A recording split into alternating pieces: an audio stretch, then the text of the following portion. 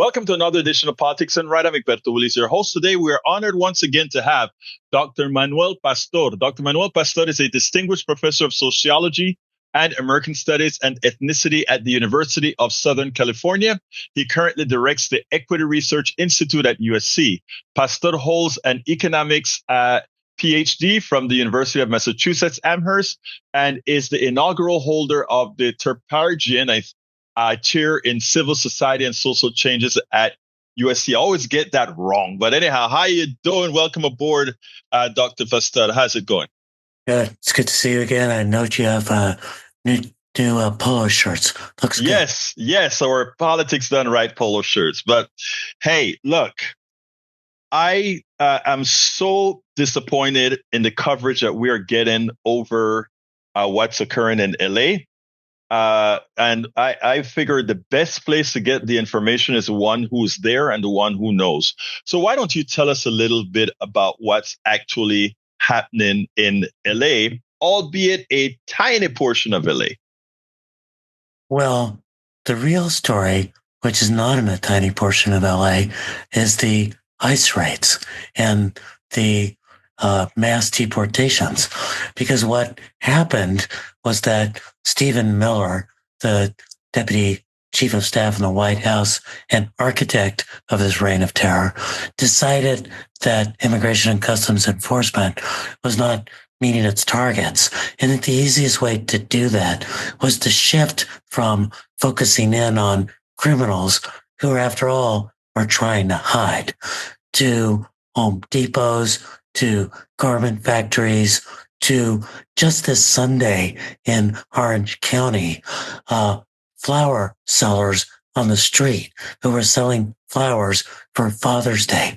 So while all of the media attention has been on the conflagrations that are happening in a very limited part of downtown LA between protesters and the police, the real story is the way that ICE has fanned out into our communities, making arrests of, they say, at least half to 2/3 of who they are arresting are long-term residents who go to work every day, have families, are a key part of our economy and our society.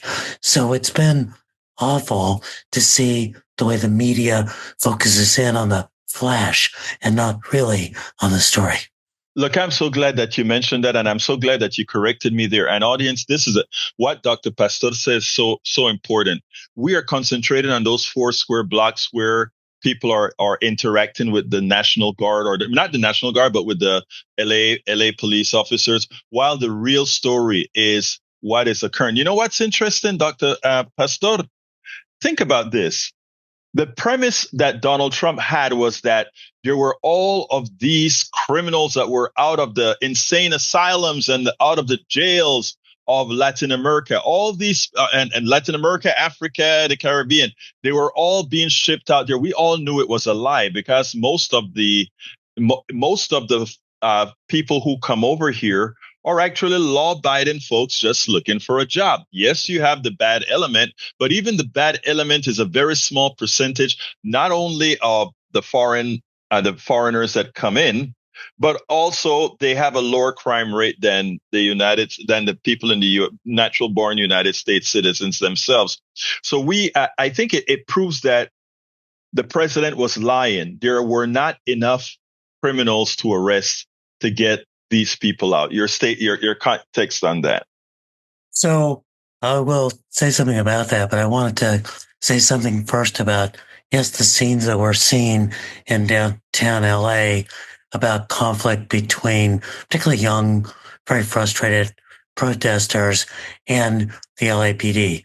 First, I was at one of those confrontations at City Hall a week ago, Sunday, in which we were trying to host a prayer vigil, and at the last minute, the prayer vigil got called off. But a couple of us went down to head off people who were coming down there. And yes, there were people who were agitating, but there's just a big level of anger, of frustration, of rage on the part of young people in particular that this insult to our city would take place. And the challenge of our times is how do we change or challenge that hot rage of protest into the cold anger of strategy to be effective. And part of what you're seeing, the clashes are with the LAPD. But the LAPD does not want to be in the middle of this. The only reason the LAPD, our local police force, is there is because the National Guard showed up, because ICE showed up, because the Marines showed up, and they don't know how to do crowd control. And so there's a widespread frustration here.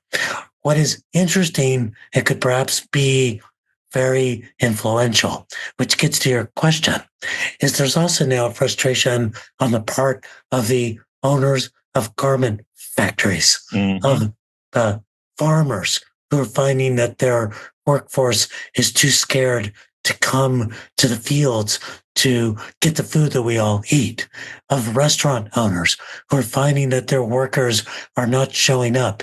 And you may have noted that just this weekend, Donald Trump put out a tweet and now has the ICE sending out memos saying, well, don't show up at the Home Depots. Don't show up at the fields. Don't show up at the restaurants, because now he's hearing for these powerful business people who don't want their labor force taken away. Because the reality of immigration in the United States is not that of gang members coming from Venezuela. Not to deny that there aren't some of those, but the reality is people who are showing up to pick our fruits, to clean our houses, to work in our construction industry. For example, here in LA, 1/3 of the construction labor force is undocumented. If we are to recover from the fires, those folks need to feel safe to be able to come to work. And so part of what's going on is that the business sector too is beginning to reject us. But it is really important to realize that Donald Trump, Kristi Noem, who was a Department of Homeland Security secretary, for them, it is about spectacle and television reality show and not the actual reality on the ground. Now, interestingly, that will ultimately hurt the administration, because I saw a couple of streets in where we have the people that do the flea markets empty, zero people out there downtown, some parts of LA. As you mentioned, the garment district, nobody's coming out to work. So it's actually going to materially affect Trump. What's interesting is California is the largest economy in the United States, in which our undocumented workers play a very important part about it. How fast will that affect the entire United States economy, just the California portion, as far as you're concerned? Well, it is super significant, because one of the things we tend to think of with California, it is the fourth largest economy in the world. And we tend to think of it as a place of high technology and innovation. But it's important to realize that behind every software engineer is an army of nannies, food service workers, gardeners, construction workers, and many of them are undocumented. The share of undocumented folks in Los Angeles County is high, but right behind it is Santa Clara County. That is the heart of the Silicon Valley. So this affects, one of the things we don't realize is how interdependent we are on each other. We are dependent on this immigrant labor to take care of our children, to take care of our elders, to do the work of construction, to do the work of food service. And that enables so many of the rest of us to do that work as well. So I do hope that this begins to filter through. But it's important to remember that this is an administration that has been able to uniquely combine cruelty and stupidity. That is, to really focus in on the spectacle of making people suffer because they believe that appeals to their MAGA base, and to also do things that are incredibly counterproductive from the point of view of the nation as a whole. A tariff war that is misinformed, that is actually going to hurt us, an attack on immigrants when we need this immigrant labor to prop up our economy. It's one of the reasons why we've been able to continue to grow. A fiscal policy that's about tax cuts for the wealthy and cutting off the support that we need for the bulk of us. Again, a combination of cruelty and stupidity. It hasn't caught up with them yet, but I have the feeling that this last weekend, in which the protests on the streets against impending authoritarianism outweighed the numbers on the streets to support the Dear Leader's birthday march, may be a sign that things could turn. I agree wholeheartedly with you.